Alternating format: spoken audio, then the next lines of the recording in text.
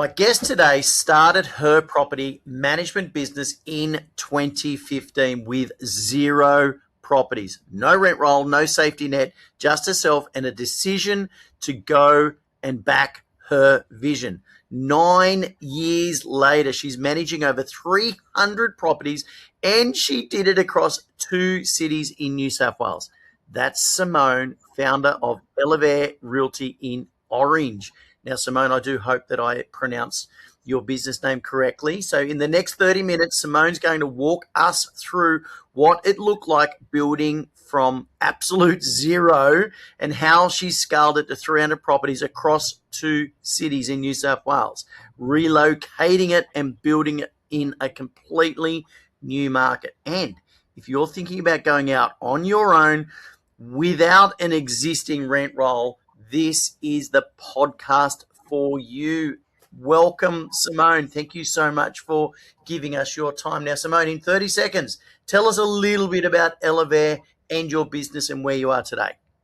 Sure. So Elevare, I rebranded when I left my business partner last year as of 1st of July. It was just time for a change and I wanted to spread my wings a little bit more and wanted to do that as a completely rebranded structure. I didn't want to go back to my first business name. I wanted something new that sort of was where I felt I wanted to take the business, because I think I'd grown a lot since the first time I went out on my own.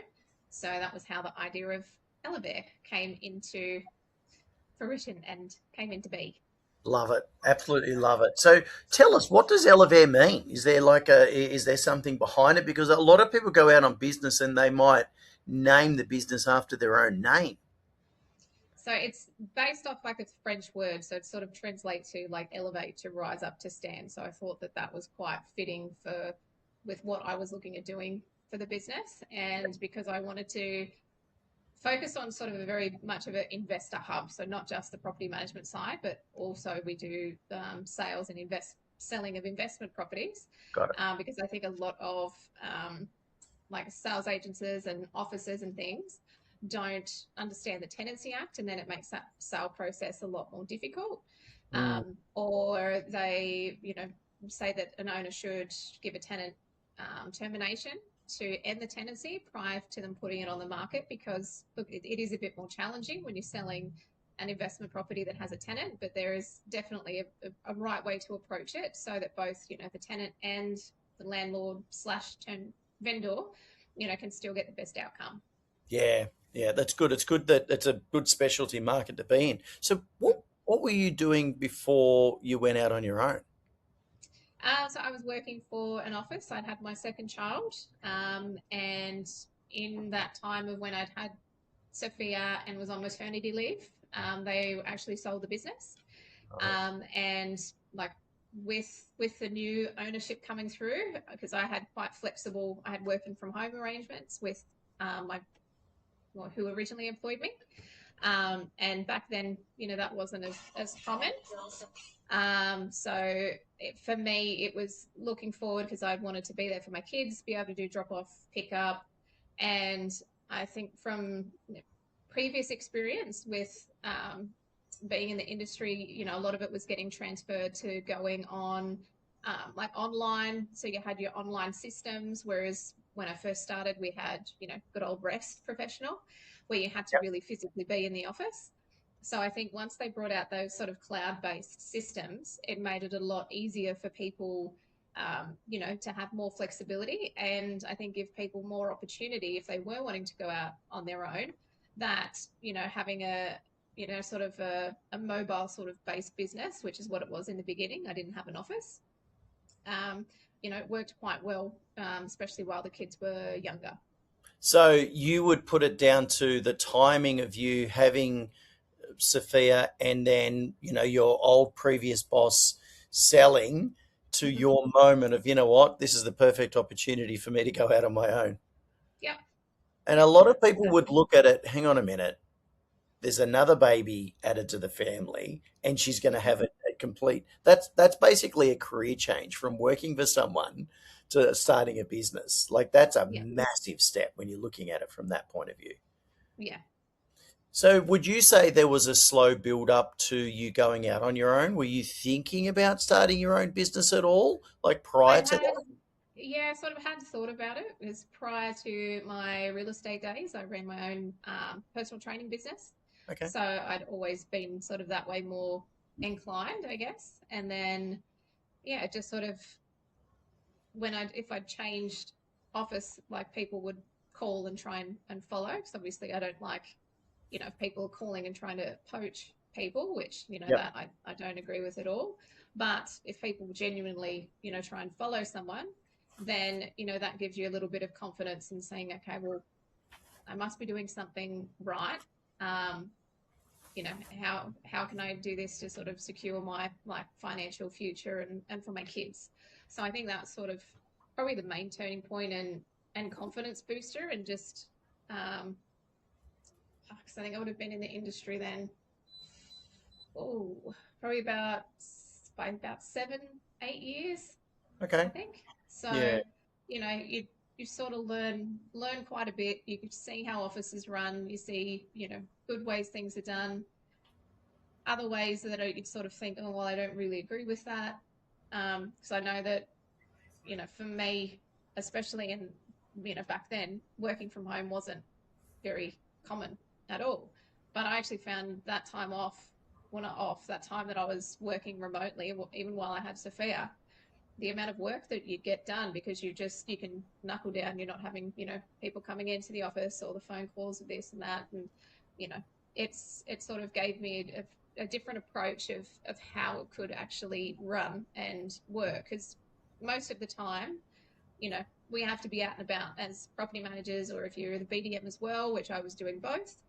um, so sometimes being like restricted with having an office and having to have someone man it, which is it's I'm in a different position now, and that's like a whole nother another layer of things to look after Yeah. when you eventually grow and having to get staff. Yeah. Productivity is But just completely different, isn't it? yeah, it is. But like those initial days, it was no problem going and meeting someone and having a coffee and talking about and getting the management or just meeting them at the home that they're looking at leasing. So um, and I think people are a bit more, you know, welcoming with that side of things too. Only challenge with that with technology is we're finding, I think, that people are getting more demanding. So making sure that you've got good boundaries in place and good processes, because otherwise it's very, very hard, especially as the business owner, to shut off. You've sort of always got to keep your finger on the pulse. And if you don't, that's when things sort of start to, the cracks appear and the foundations start to move. And then what you've built that's running well and like a well-oiled machine can change quite quickly if you're not actively involved in the business. So what would you say, like when things got tough, you had your why when you've gone out on your business on your own. When, your why, did that help you get through those tough moments, or did your why change and develop and grow within the business? I think it's changed and developed, and I think it's changed as well with the more that I've learned in the industry, and also from being just the owner of the business to then having the responsibility of having staff underneath you. That hat was probably one of the more challenging parts. And then throw in, all family side of things and other things that people that you have come up in your life, which, tends to happen, unfortunately. So I think the motivation for me is definitely, changed slightly, but the core the core reason as to why I started the business was to, have financial freedom for myself and my kids is definitely still top priority. And, if I didn't have the business and have put in place what I've put in place, then, other things in my personal life would be, not the same way that they are now. So, Yeah, yeah, okay. So you started with zero properties, which we, mhm. we, we said at the opening. How many clients came across with you when you did start initially on your own? I think there was about, I don't know, 15 to 20. Okay. And it was quite in some ways, challenging time because you don't want to turn business down, but you can't be seen, approaching those people. So there definitely has to be, the correct process taken when you're doing something like that, because now, as you know, as a business owner, you know, you look at ways to try and protect the rent roll, and if you do have staff come and go and what have you. But I think one of the key things for me, and I've never wanted to be the biggest office in town. It doesn't interest me at all. If anything, it scares the crap out of me because, especially with all the legislation changes, getting the correct staff, getting the right person for the right seat can be really challenging. And, if people go too, if you go too big too quickly, or if you just want the most amount of managements and not looking at the fees, then, you're sort of undoing that hard work. And I think for me, especially now, it's really finding that balance Mm. of how many properties myself and the team are comfortable in managing to be able to give the service that we want to, while keeping in line with all the legislation stuff and all the other impending changes, but also that I've got some time so I can help do like the advocating and working with like other bodies and with people like yourself to help other people along the journey, because I've always been a big believer in this industry. If we don't stand together, we're going to get picked apart one by one. Yeah, And absolutely. you can see that it's already, happening with all the changes. The amount of people that are wanting to leave the industry is just so disappointing, because some of these people, they've got so much experience, and yet, it's, a lot of the time you feel like you're pushing against it. So having a really strong network around you when you're having a crappy day, or if you get a weird curly one, which there's always something that weird and wonderful that comes up. It's nice to have people that you can share what you're going through and that understand what you're going through, because they're living and breathing it as well. Because Yeah, look, outside definitely that support network is great of now, right? And it's yeah, fantastic. But that's also evolved over time. But if you yeah, go back to your first 90 days as a mm-hmm. business owner, that wasn't there. No, Like, run us through the first 90 days of you going out on business on your own and having Sophia as a baby at the same time. Like, you know, how did that look like? it was challenging, because you're wanting to be productive, but then you're like, okay, well, what else can I do? Because social media wasn't really as big of a thing. It was more just talking with people that I knew and other like allied businesses to try and you know drum up some sort of referrals, or going and seeing new house and land package developers, things like that. Um, but you just sort of have to put yourself out there as much as you can, and it can be quite daunting a little bit at first. People are, oh, who are you? Where's your office? Oh, I don't have one. But this is And how I back operate. then, like you're Yeah, talking 2015, it yeah, wasn't common not to have an office. Today, no, it's so much more accepted, right? yeah, So you, absolutely. mm, so So that it that was is very, a big struggle. Like no office, yeah. Yeah. What did you get wrong? What was the first thing that you got wrong? Like, what was the first thing you got wrong straight away? I think looking back now was probably, and again, back then it wasn't as much of a thing, but doing more like of a social media thing. I was doing letterbox drops and flyer drops and that sort of stuff. Um, but I guess it was more, I don't know, probably could have been doing even like more than, and I think now it is a lot, you've got a lot more resources available for you. So you've got groups like this, you've got, other business community groups, which back then I had no idea those things even existed. So if I had have gotten involved in that sort of things, it probably would have helped, things grow even Yeah. faster than what they did. So if you But it's, found the IGT inner circle when you first started, you would have been happier. Is that what you're saying? yes, And, yes, you know what? definitely. The New South Wales community Facebook group was there and so forth. Yeah, But, we're not aware because you're in your own little bubble, right? And you don't yeah, realize until you start to communicate with other property managers and yeah. they tell you, hey, are you part of this? Are you part of that? So what And I would you think say? it's changed Sorry, you too, go. though. It's changed too, though, because back like when we first started, everyone sort of was. Well, so it's, in some areas it'd still be the same, whereas everyone sticks to themselves. Whereas Yeah. I think now people are a lot happier to share their experiences and to give advice, Well, look what because you're doing now. What are you doing now? Yeah. Like you're in a podcast, Top Growth Podcast, and you're sharing so you can, encourage people. You are right. Like especially in your small communities, everyone just kept to themselves. But property managers, everyone knows how tough it is, and they're Mhm. happy to share, encourage, and help each other. Yeah. And I think it's fantastic. It's one great thing about property management in our industry. Sales, Mhm. you don't see that, Yeah. so which is great. So what surprised you the most about owning your own business, Simone? What surprised me the most. I think probably the first few years were pretty, it was sort of pretty similar to what it was like, sort of working for someone else because it wasn't an influx and crazy. And I had a bit of an understanding already from Mhm. running my PT business of what that would sort of entail. Um, so, yeah, I don't know. Because That you'd was, run your own businesses previously, you knew yeah, what it was like running a business. I I guess so. think the challenges came later on, like Yeah. when I had Okay. to look at like growing the team and probably actually one of the probably mistakes that I've made, not getting employing someone as early on as I should have. Okay. That's good. Then we can dig into that. So, Yeah, what do you think would be hard, but it turned out fine? You're going out on your own in property management. What did you think was going to be the difficult thing that was fine, but then what also blindsided you?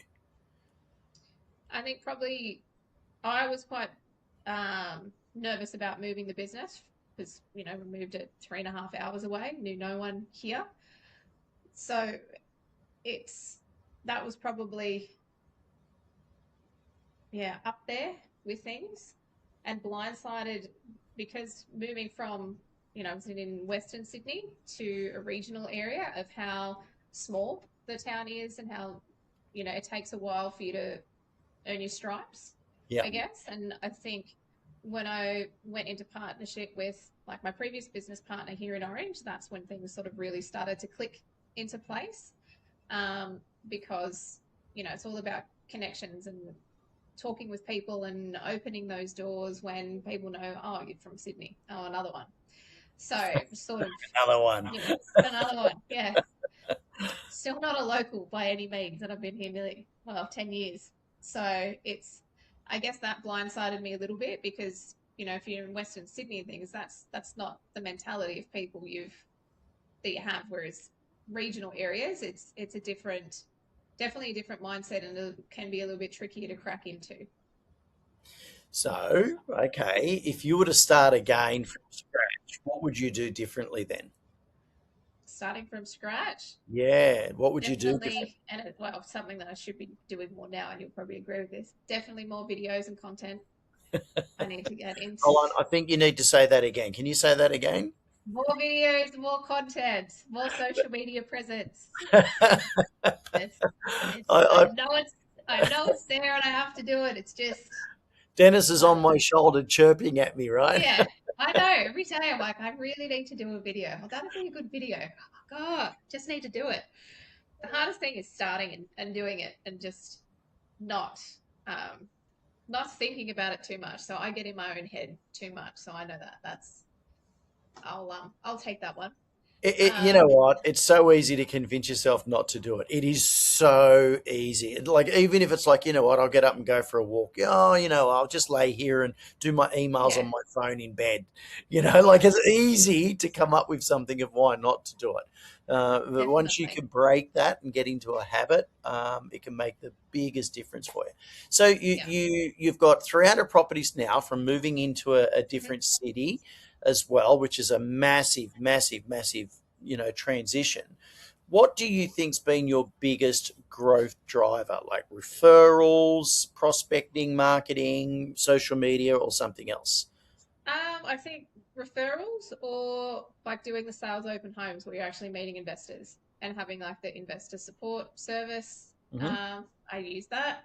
Well And I've done. also made a investing in Orange handbook because a lot of people investing in Orange are from out of area. So this is I can't even think how many pages it is. It just goes through like Orange as a whole, like Yep. demographics, schools, the different sections of Orange, because there's different areas depending on demographics and prices, giving people those sorts of tools, because I love being able to help people with information, Mm. because I think that's what our role as, property managers, sales agents, whoever you are in the industry, is to help people make the right decisions. Because, and I'm always been that way inclined. So being able to pass on my knowledge to other people, you know, not many people want to do that unless they get something out of it, or if they get the management out of it, then we'll give you this. Yeah. So being able to pass on, something like that is really valuable. People are like, oh wow, this is actually, there's a directory. If even if people are moving here for, like, beauticians, hairdressers, all of that sort of stuff. Because when I moved here, I knew nothing. So this was Mm. like a little guide that I thought, if I moved to somewhere and I didn't know anything about anything or anything in town, what would I have found helpful? I'm like, well, this would have really helped to make me feel more at home and help build rapport with that person. Because it's like a little orange encyclopedia, and they can go through it. So Brilliant. You could do a video series on that too, like a social media series, and yep. you could also do a complete video why invest in Orange. Hmm. And what's really cool, you could actually, because there's a lot of sales agents in different offices, you could actually give them that video, or just say, hey, give me an intro clip and I'll add it on and push it out to socials, and then they Yep. can use it as well. But Hmm. as long as it's to your YouTube channel, so Yep. which is, fantastic. That's brilliant. Look, that's all part of the investor support service. That's educating potential investors prior to them purchasing their investment property, and then you're Hmm. looked upon as that expert. I'm actually covering it this week in Mastermind. Would you believe? Oh, there you go. So great timing for you to bring that up. So, what would you say has been the biggest needle mover in prospecting? What's been the number one, the one that's moved the needle the most? Um, God, hard to put it down to just, like, we've been quite lucky in the orange market. There's still been a lot of investor activity and buyers from out of area, because our house prices are obviously a lot more affordable than in your Sydney basin. So we haven't seen, and probably during COVID, that there was a massive jump and spike in the amount of investors entering the market. So that definitely helped with the growth side of things, because obviously, when you're getting referrals from sales, or you're doing sales and you're getting those as, if they're an investor buying them, that's always going to help with your growth. Yeah. And I think just really keeping an eye on, like, what's happening, not only just in, like, your local market, but also the national market, because there's so many things happening right now, and changing, and changes to, like, self-managed super funds and all of that. You Mm. really need to be able to, when you're speaking with people, have that information. And then if you say that to people and they're like, oh, well, we're thinking of selling or doing this, like, oh, okay, well, do you know about this change? This is coming in, or they're potentially bringing in, the MEES meets minimum energy efficiency rating.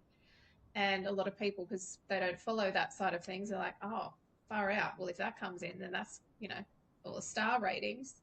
So I think it's, being as up to date as you can with everything that's going on in the industry. So then people know that they can come to you if they've got a question, Yeah. and you'll be able to help them and Yeah. give them a genuine and honest opinion, without it be coming from a place of, oh, well, I need sell properties, or I don't want to lose my rent roll and sell it. It's purely, I think, as long as you're coming from a place of good intention, that's key for me. And that was, that's a big driver in my business.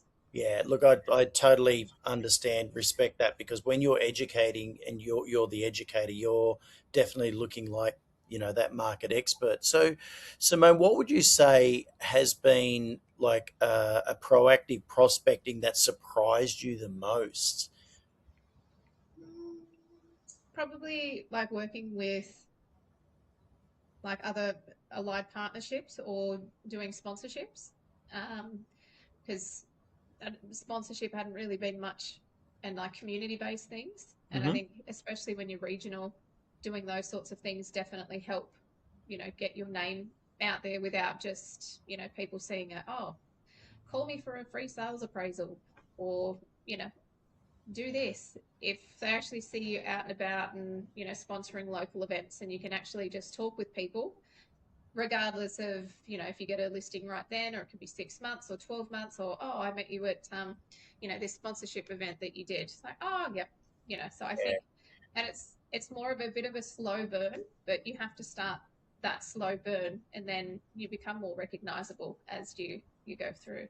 Yeah, look, I think that's brilliant. A lot of people don't see the value in actually working in the community and how much, being top of mind that gives you, whether it's fairs, caravan, and what are those expos called, where it might be a fall drive show or whatever Hmm. the case, Yeah. school fates, and, because when you're working in your local community, they see that you're giving value back to your community. You're Mm. embedding yourself there.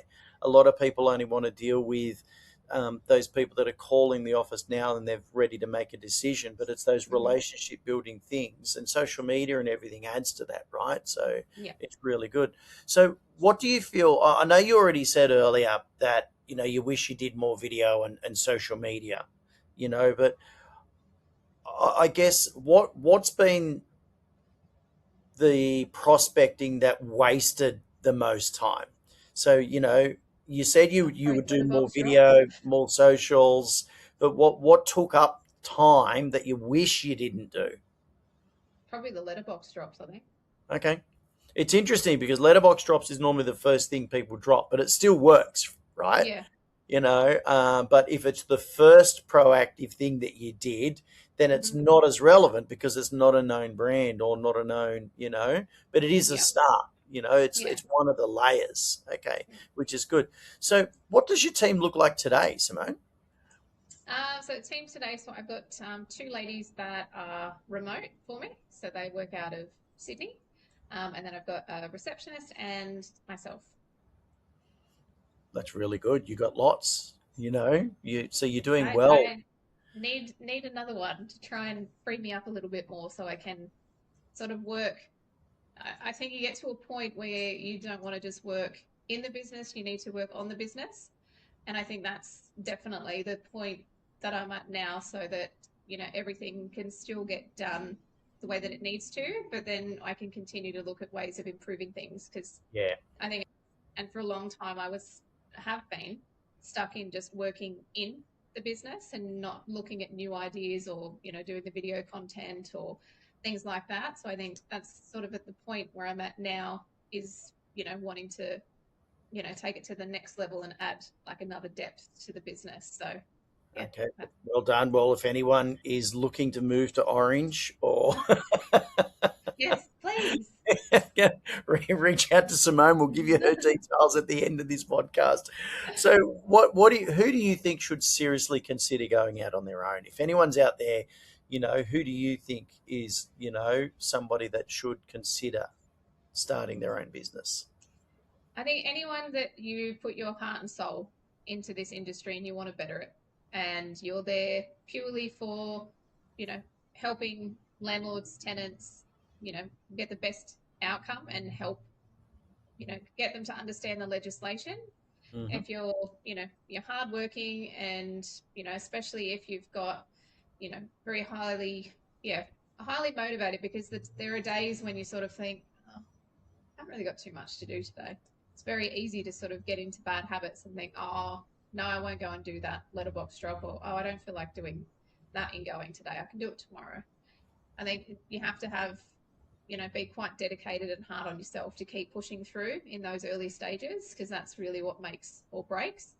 And like I definitely wasn't perfect all the time, but you just have to keep, I think one of the best things for me that I found was writing my list of a morning and being like, right, whatever I do today, I want to get at least this done, because then at least you're seeing, the things get done and, processed through. Whereas if you don't have a list or something structured to follow by, it's very easy to start one job, half do that, start something over here, then the phone rings. Now you're dealing with an urgent repair. Now we've got to issue this notice to this tenant because there's a breach of lease or whatever it is. I think just being able to focus and prioritize your time is definitely key as well. Darren Hunter's going to be very happy to hear that there's a daily list. He's going to be very happy. So, what do you think is holding people back that are looking at going out on their own? What do you think the number one thing is that's holding a person back from I starting their think business? probably, there's the financial scare of going out on your own and having to replace your income. And, not everyone has, well, I certainly started it with nothing. I didn't have, put a heap aside to do it. It was just sort of, all right, this is just going to work. I just have to make it work. So I think that's probably like a big part of it. Um, Maybe too, like the unknown, and like I said, I think it's becoming more common now for people not to have offices straight away or to be more of a mobile agent. Mm, So I think if people can move past that and just, you know, have a really good, clear definition of who you are, how you operate, and why you operate that way. Because if you believe it and you can, you know, inform that to, a potential landlord or tenant, it makes it a lot easier sell. Whereas if you go in and, oh yeah, I only work from home, I don't have an office, you're already sort of talking yourself convince out of the them. business, Yeah, because people will be like, oh, well, they can't be that good if they don't have an office, then do they? Oh, no, I don't have an office because I prefer to come out, and really, I wouldn't be in the office because I'm out meeting clients like you. yeah. And you're saving on costs. You're being more income producing and customer service orientated for your clients versus Yep, sitting and monitoring an office. So, yep. what would you say to someone that's sitting at a desk right now, driving their car, that's looking at going out on their own? What words of wisdom have you got for those people? I think definitely, work out what how many managements you would need to replace on like your income. From there, work backwards and think, especially if you're doing a PM and BDM role. So we'll look on average, how many properties am I pulling in per month? Probably at least half or quarter of that, because if you go out on your own, you don't have that big brand behind you and you're starting from scratch. So you're needing to build up those connections again, and sort of work out a sort of time frame as to, okay, well, if I did this, how would it work? How long do I need to, what goal is a reasonable goal for me to set? Because obviously, last thing you want to do is go out on your own, not have a clear plan in place, not know how many managements you're going to need to be able to, continuing to fund, your lifestyle and, to improve it. Because at the end of the day, that's why you take on the responsibility of going out on your own. You don't just do it to make a little bit extra. You want to make sure that it covers your time and can give you the, whether it be freedom, flexibility to do appointments with your kids or Mhm. travel, whatever it is. And then at least you can give yourself a clear goal, and that gives you something to work towards as Yeah, well. love it. I think that's brilliant. So, Simone, where can people find you? Obviously, we'll be tagging you in posts and over social media. People can find you in the IGT inner circle as well. But where's the best place for someone to find you? Well, best place would be like off my website. So it's www.eleverrealty.com.au. But yeah, I'm on all socials. I have had a name change, so I will still come up as Fogarty sometimes, but I am now a Shervington and back proud being a Shervington. So I am the same person, even though I may look different as well. Different color hair. Yeah, it's been a midlife reset. What can I say? I think it's wonderful, and I absolutely loved. We caught up in Manila over the Christmas period as well, and it was fantastic getting to meet Mum and the kids, which was Mhm. great. I'm sure that they're looking forward to going back to Orange Bucket or whatever it's called. Jen absolutely Yeah. loves it, keeps going there, you know. But We had to go somewhere similar for CJ's birthday, one in Sydney. I can't remember what it was called, but yeah, it is like, no, I want to go like Orange Bucket in Manila. I was like, okay. From a kid who and hated seafood to now loving seafood, it's good. yeah, I was quite surprised how much he ate my share and your share. I think he did Yeah, I really think well. so.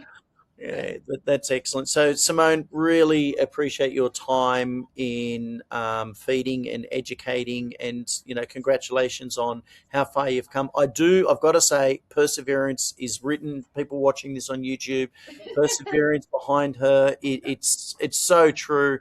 You've got to have the perseverance. You've got to be consistent. Mhm. And I do love the name Elevere as well. I think it's brilliant. So, congratulations and thanks for giving us your time for the Top Growth No, podcast show. been my pleasure. Thank you so much for chatting with me and hearing my story.